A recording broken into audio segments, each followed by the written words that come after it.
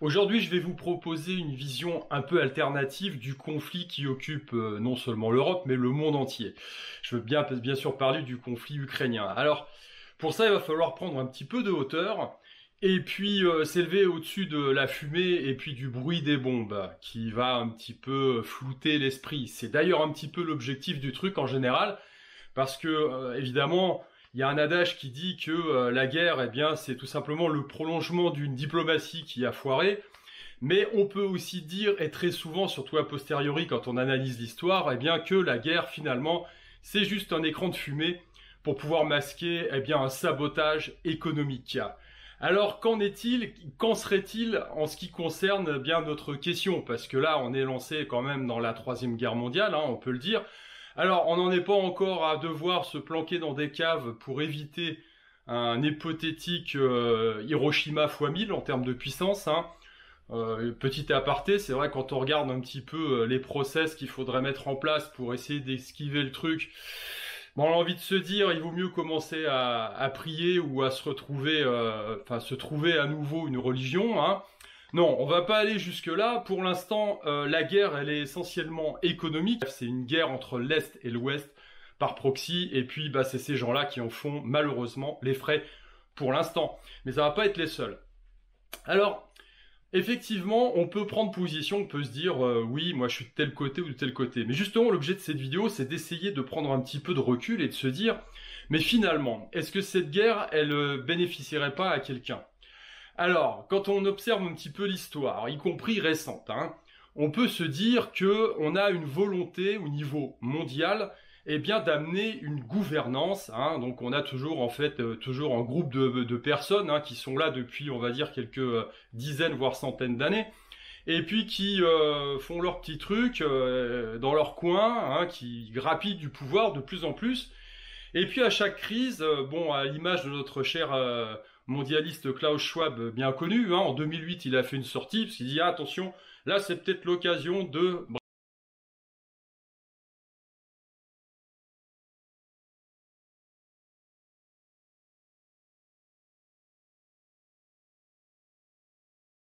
Bref, il nous sortait son couplet habituel, hein, qui nous a ressorti en 2020.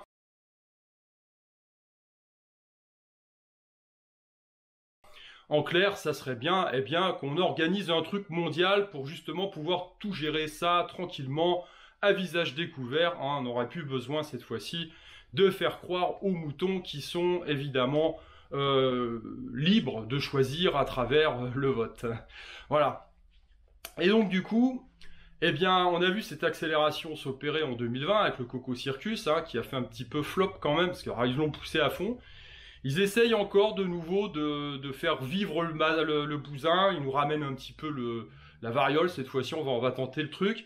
Mais bon, on voit bien quand même qu'il faut quelque chose de plus fort. Alors du coup, bah, y en a qui se sont dit, qu'est-ce qui se passe là? On est sauté de la crise du Coco Circus à la guerre, merde, on nous avait pas prévenu. Voilà. Alors, bon, effectivement, on peut se polariser encore une fois, comme je le dis, être d'un côté ou de l'autre.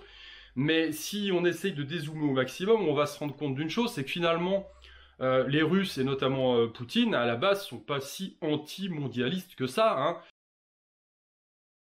On peut trouver dans la biographie de Vladimir Poutine, effectivement, une relation d'amitié avec Henry Kissinger, hein, qui est déjà un des princes du mondialiste, hein, du mondialisme, pardon.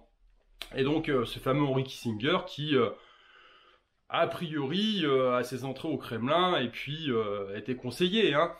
On sait aussi que Poutine a trempé dans le WEF, hein, le World Economic Forum de Klaus Schwab, et encore pas si longtemps que ça, eh bien, il avait signé le truc avec tout le monde, hein, effectivement, la 4e révolution industrielle, bah, on est partant, hein, l'Internet des objets, des hommes, tout ça. Allons-y gaiement, hein. Il n'y a que dernièrement, effectivement, que là, on l'a mis un petit peu de côté, parce que, bon, voilà. Alors, effectivement, on peut avoir deux lectures, on peut se dire, bah là, il y a une forme de rébellion, il se passe un truc, ou alors, moi, c'est ce que j'essaye de vous proposer aujourd'hui. De toute façon, rassurez-vous, moi, j'ai pas la réponse, hein, c'est juste, peut-être pour éveiller un petit peu votre esprit critique, mais dans tous les cas de figure, allons à la place où on se trouve, nous, c'est-à-dire tout en dessous, hein, par rapport à ces sphères de gouvernement, bah, on se fait toujours coincer, hein, voilà. Le mieux, c'est quand même de pouvoir envisager l'éventualité que, eh bien, le monde ne soit pas ni tout blanc ni tout noir. Donc effectivement, on peut se dire que bah, la Russie, oui, de son côté, n'est pas complètement antimondialiste, hein, elle était même à la base dans le wagon avec les autres, hein, voilà. Alors quant à la Chine, bah alors là, on est tranquille, hein, on le sait d'entrée de jeu, hein, parce que quand ils sont rentrés dans comment dire, le Fonds monétaire international, on leur a demandé de s'endetter, hein, c'est le prérequis, donc ils sont jusqu'à la gorge, hein, voilà, c'était donc là il y a aucun souci, ils sont bien dedans, hein, ils sont bien dedans. Alors qu'est-ce qui se passe aujourd'hui? Quel serait le but d'une guerre plus ou moins orchestrée? Alors déjà, on se dit, bah merde, quel est l'intérêt? Bah l'intérêt, si vous voulez, une guerre en général, c'est un truc qui permet de rebattre les cartes, alors du moins pour les mecs du dessous, hein, en leur faisant croire qu'il y a une nouvelle donne, et puis surtout bah, de masquer un sabotage économique, hein. Et voilà, alors là, on peut dire qu'au niveau du cycle, on est en plein dedans. On peut dire que le monde qui a été mis en place après la fin de la Seconde Guerre mondiale se pète la gueule. Très clairement, depuis 2008, le système financier, eh bien, il est déjà, lui, sous respirateur artificiel, hein. Ça fait déjà plus de 10 ans que c'est comme ça. Puis là, on voit bien que c'est pas ça, hein, c'est pas ça du tout. Donc, du coup, le but, eh ben, ça serait de baiser l'économie occidentale, et notamment américaine, et surtout de remplacer le dollar en tant que monnaie de réserve. Alors pourquoi tout ça? Bah, tout simplement pour une volonté de contrôle global. Voilà, hein. Le but, il est clair, il est clairement défini depuis très longtemps. C'est une gouvernance mondiale avec une emprise, on va dire, totalitaire sur déjà, on va dire, l'outil de domination massif qui est la monnaie, et puis évidemment l'économie, puis tout le reste, hein, parce que tant qu'on y est, hein, même la santé des moutons aussi, tant qu'on y est. Mais en plus, si on peut les contrôler comme ça, s'il y en a qui commencent à se rebeller un petit peu parce qu'ils sentent qu'on est en train de leur mettre, bah, on pourra les contrôler plus facilement. Enfin bref, vous voyez un petit peu se dessiner le schéma. Alors, évidemment, ça permettrait, cette guerre entre l'Est et l'Ouest, eh bien, de faire un transfert, tout simplement. Et puis, ce transfert, il partirait de l'économie US et puis de la monnaie de réserve. Donc, on nique l'empire actuel, entre guillemets. On fait croire aux Chinois qu'ils vont être l'empire nouveau qui va arriver. Puis derrière, finalement, on met en place le truc rêvé, l'outil rêvé, hein, la gouvernance mondiale. Voilà. Alors, si vous réfléchissez un petit peu, à la fin de la Première Guerre mondiale, on a mis en place la Ligue des Nations, donc ça a commencé un petit peu, parce que l'idée, c'est évidemment les nationalismes, hein, c'est ça qui... Rendez-vous compte, des nations indépendantes avec des gens qui peuvent voter pour élire leurs représentants ou leurs chefs, enfin bref. Et puis, à la fin de la Seconde Guerre mondiale, eh bien, c'est le Fonds monétaire international, c'est les Nations Unies, enfin, c'est tous les organismes supranationaux qu'on connaît et qui prennent le pas sur nos organes décisionnaires, on va dire, traditionnels au sein des nations. On voit bien que le système européen, bah, c'est vraiment une entreprise, enfin, c'est un truc d'essai, hein. On se dit le truc complètement, on fait croire aux gens que c'est démocratique, mais plus du tout, hein. C'est des technocrates qui gouvernent, donc c'est un laboratoire d'essai. Voilà, alors ça marche très bien pour eux, pour nous un peu moins, hein. Je pense que depuis les années 2000, on voit bien quand même qu'on se fait un petit peu... enfin, on se fait un peu enfler, hein, voilà. Et donc, du coup, l'idée, c'est ça, c'est effectivement de retirer, eh bien, le privilège de l'Empire, hein, qui est la monnaie de réserve, donc de baiser le dollar complet. Alors, aujourd'hui, qu'est-ce qui se passe? Qu'est-ce qui a été mis en place? Eh bien, les fameuses sanctions, parce que aussitôt que la Russie est entrée en Ukraine, ou du moins les troupes russes, eh bien derrière, il y a un ensemble de sanctions qui ont été mises en place, hein. Alors, on vous a vendu le truc en disant qu'on allait détruire l'économie russe. On voit bien que très rapidement, ça a été un petit peu le contraire qui s'est produit. Parce que pourquoi l'Ouest vit sur une illusion depuis la fin de la Seconde Guerre mondiale, une illusion de richesse. L'Est, bah, c'est un peu différent. Ils ont encore bien compris ce que c'était que la vraie richesse, hein. Nous, on considère encore que c'est des dollars, des euros qu'on imprime comme ça, mais qui sont baqués sur pas grand-chose. Et puis, en face, de l'autre côté, alors il y a encore la force militaire du côté US, mais bon, voilà, ça repose essentiellement sur la confiance. Et de l'autre côté, bah, vous avez des matières premières pour la Russie, et vous avez l'usine du monde pour la Chine. Voilà, alors vous pouvez toujours arriver avec on va dire une valise de billets, pour essayer d'acheter une boîte de conserve au mec qui l'a produit. Si lui il a faim, va pas vouloir vous la vendre, hein. La vraie richesse, c'est pas votre valise de billets à ce moment-là, c'est sa boîte de conserve à lui. C'est ça la vraie richesse. Donc là, on a un switch qui est en train de s'opérer, hein. Et à mon sens, la crise ukrainienne pourrait être le premier domino, eh bien, d'un ensemble de crises qui vont suivre derrière et puis qui vont nous permettre, ou qui vont leur permettre à eux, eh bien, de nous mettre la carotte. Parce que l'idée derrière, c'est effectivement, rendez-vous compte, ma bonne dame, on a tellement de problèmes. Là, on peut faire passer un tas de mesures. Vous savez, parce qu'en situation de guerre, eh bien, il y a plein de trucs qui passent, tranquillou bilou, qu'on n'aurait pas pu faire passer en période de paix. Je pense que si on fait un petit retour récent en arrière, avec la crise du Coco Circus, on en a eu un avant-goût, hein. Comme c'était la guerre, vous comprenez, ma bonne dame, c'est le guerre, comme on dit, hein, voilà. Et donc, ces mouvements qui s'opèrent, juste après l'invasion, ils ont pris des mesures, hein, et les plus dramatiques, on va dire, qui sonnent vraiment le glas et le début de la fin, eh bien, c'est des sanctions avec le gel des monnaies, hein, des réserves de change russes en dollars et en euros. Ah, alors ça c'est l'arme nucléaire, hein. Alors là, pour le coup, au niveau monétaire et au niveau économique, c'est l'arme nucléaire. Alors évidemment, ça a eu des conséquences directes, parce que derrière, vous avez plein de nations derrière qui se disent, mais attendez, ça veut dire qu'on peut me prendre mon fric comme ça, c'est-à-dire mes réserves, on peut prendre mes euros, mes dollars, du jour au lendemain, s'il y a un problème. Donc en fait, on utilise la monnaie comme une arme, et là, ça pose problème. Donc qu'est-ce qui va se passer à terme ? On voit qu'avec les histoires du Coco Circus, on a des pénuries partout. Parce que évidemment, on ne peut pas disrupter l'économie mondiale comme ça pendant 1 an et demi, 2 ans, en se disant on rallume tout et puis ça remarche comme avant, hein. Donc là, il y a des soucis déjà. Voilà. Vous rajoutez à ça la crise ukrainienne. J'ai déjà parlé du blé accessoirement. Il y en a qui vont un petit peu crever la dalle et puis il y en a d'autres qui vont payer très cher. Alors le gaz, le pétrole, bon, on s'en rend compte déjà, hein, mais la bouffe aussi. Et là, ça risque d'être pas pareil, parce que quand on a du mal à se nourrir, c'est plus la même chanson, voilà. Et puis ensuite, vous avez la Chine derrière, qui est associée à la Russie, et puis qui, comme tout bon chinois, ou comme tout bon, on va dire, quand on étudie un petit peu les arts martiaux, on les connaît, hein, c'est des malins, c'est du roublard, ils pratiquent la stratégie de l'avantage, hein, c'est-à-dire... non, non, monsieur, c'est pas moi, mais voilà, mais ils vous la mettent à l'envers quand même. Donc les Chinois, en ce moment, depuis quelques semaines, hein, ils ont une politique zéro Covid. Ah, et c'est l'occasion de fermer le pays, hein, plus ou moins, et surtout les grandes villes. Alors je vous montre sur une carte, là, regardez ce que c'est. Alors c'est pas des impacts de bombes, hein, mais c'est quasiment pareil au niveau économique. C'est tout simplement le nombre de bateaux qui sont bloqués sur le territoire chinois.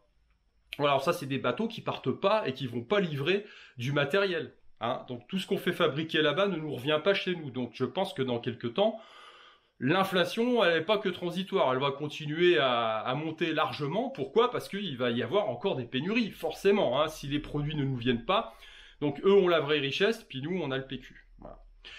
Donc, effectivement, ça va entraîner un certain nombre de crises qui vont faire effet domino. Vous avez les pays en voie de développement qui souffrent déjà, hein. Le Sri Lanka, ils sont en situation de défaut.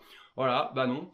Mais qu'est-ce qui va se passer à terme ? Donc là, aujourd'hui, le dollar, il augmente, hein, et par rapport aux monnaies fiat, on va dire, du côté occidental, hein, ça augmente. Mais d'ici quelques temps, il va y avoir un switch qui va se produire, à mon avis. C'est-à-dire qu'il y a beaucoup de nations, entre guillemets, qui vont se dire, non, les dollars, on va les renvoyer. Et qu'est-ce qu'ils font les Chinois en ce moment ?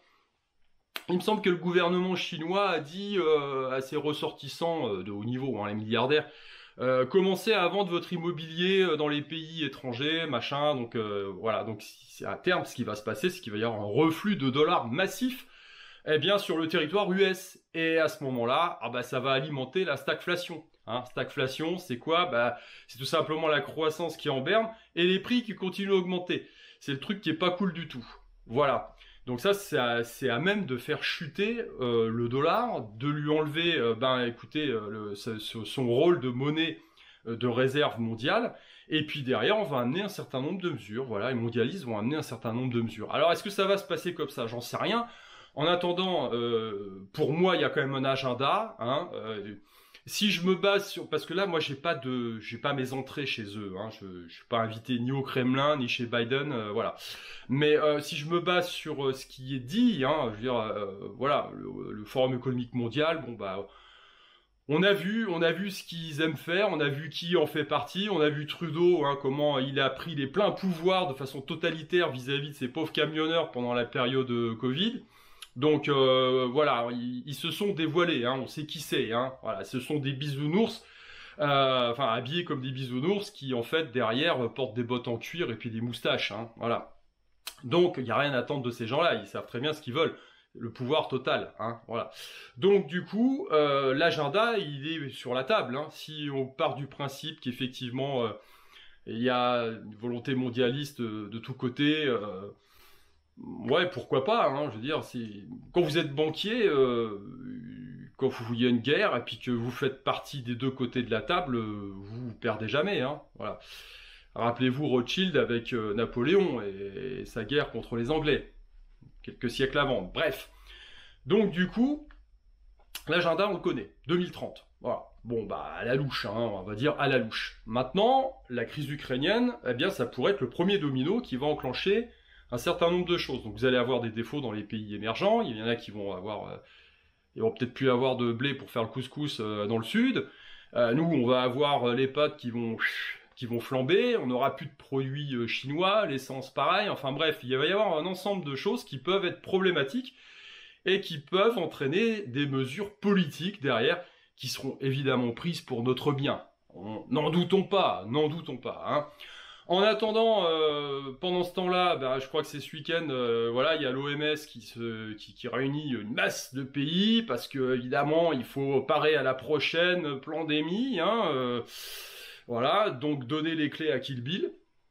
Donc ça continue, hein, malgré effectivement tous ces problèmes latents, l'agenda lui se poursuit, donc c'est quand même étonnant. Donc l'agenda, il est là pour moi, c'est 2030, grosso modo, on a 10 ans devant nous, 10 ans dans lesquels on va avoir un certain nombre de crises qui vont être plus ou moins orchestrées, hein, pour amener derrière eh bien, des solutions qui amèneront à cette gouvernance mondiale. Donc ça va commencer par la monnaie, hein, faut pas se leurrer. Parce que là, l'idée, c'est de pousser une monnaie peut-être universelle, hein, une monnaie mondiale qui serait contrôlée par un organisme supranational, qui serait mis en place juste après la Troisième Guerre mondiale, hein, comme on a eu juste après la Deuxième, la mise en place de l'ONU, de l'OTAN et tout ça. Donc ça serait assez logique, assez cohérent quand même dans cette histoire-là. Hein. Et puis derrière, eh bien... oui, un système de gouvernance économique qui réunirait tous les pays. Donc on vivrait dans le meilleur des mondes parce que on serait tous d'accord désormais. Voilà. Et on serait heureux parce qu'on ne posséderait plus rien. Je vous renvoie aux 8 prédictions de notre ami Schwab. Hein. Bref. Donc vous voyez un petit peu le truc se dessiner. Alors... qu'est-ce que j'ai envie de vous dire, moi, par rapport à ça? On est un petit peu dans la merde, quand même. Hein. Parce que l'idée, ce qui nous garantit toujours notre liberté, finalement, c'est la pluralité. Ce que les gens n'ont pas encore compris, c'est pas les étiquettes. Non, c'est quand les gens sont vraiment pas d'accord. Donc, il y a une opposition nette et franche. Alors, c'est un peu ce qui semble être aujourd'hui le cas, hein, entre l'Ouest et l'Est. Mais c'est pas si sûr que ça, comme je l'évoque dans cette vidéo. De toute façon, quelque part, à notre niveau, on est toujours un petit peu coincé. Hein. Je veux dire, ça se joue... dans d'autres sphères, on va dire. Hein. Quand c'est la guerre, on se tape dessus, ils savent se réconcilier quand il faut, et puis nous, en dessous, bon, bah voilà, hein, je veux dire, non, en Lorraine, il fallait taper du Bosch en 14 et en 40, et puis après, non, parce qu'on était copains. Donc, voilà. Donc, bon, c'est toujours la même rengaine, c'est toujours les peuples qui trinquent. Hein. Regardez ce qui arrive aux Ukrainiens aujourd'hui, c'est pas terrible, hein, on est d'accord. Donc... dans tous les cas de figure, ce qui nous garantit notre liberté, c'est ça, c'est des oppositions, des blocs qui s'opposent et qui ont des conflits d'intérêts francs. Le jour où tout le monde est d'accord, dans le meilleur des mondes, où évidemment vous n'aurez plus du tout le pouvoir, parce que c'est déjà le cas aujourd'hui, hein, je pense que votre bulletin de vote, vous avez bien compris que ça ne sert pas à grand chose, mais là, ça serait clair et net, hein, c'est-à-dire que l'organisation, elle partirait du haut vers le bas, et bah, vous fermez votre bouche, quoi, très clairement. Voilà, c'est un petit peu le plan qui serait prévu. Alors, moi j'ai envie de vous dire, l'histoire c'est un peu le domaine de l'inconnu, on ne sait jamais comment ça vire. Ce qui est certain, c'est qu'il y a là où il y a le plus de gens éveillés, bah évidemment les manipulations sont plus difficiles à se mettre en route, hein, à avoir prise. Et puis derrière, l'idée c'est de se préparer au choc. Ce qui est certain, c'est que ces cycles-là se reproduisent perpétuellement dans l'histoire. Hein. Il y a eu les Grecs, qui était l'empire dominant à l'époque, hein, avec la monnaie. Et puis après, il y a eu l'empire romain, bah, c'est pareil, c'est pété la gueule. En 10 ans, ça a suffi. Hein, surtout qu'ils ont commencé à enlever l'argent, le métal précieux des pièces. Voilà. Donc aujourd'hui, moi je me dis, cet agenda 2030, il est hyper cohérent quelque part. Hein, voilà. Parce que là, effectivement, la crise ukrainienne, c'est un gros marqueur.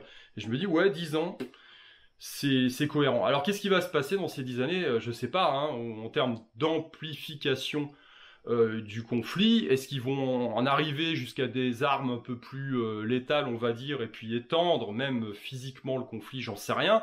Déjà, au niveau économique, c'est clair qu'on est dans la Troisième Guerre mondiale, là, d'entrée de jeu, et que les incidences économiques des choix qui sont et des décisions qui sont prises aujourd'hui, eh bien, vont rejaillir et rejaillissent déjà sur nous au quotidien.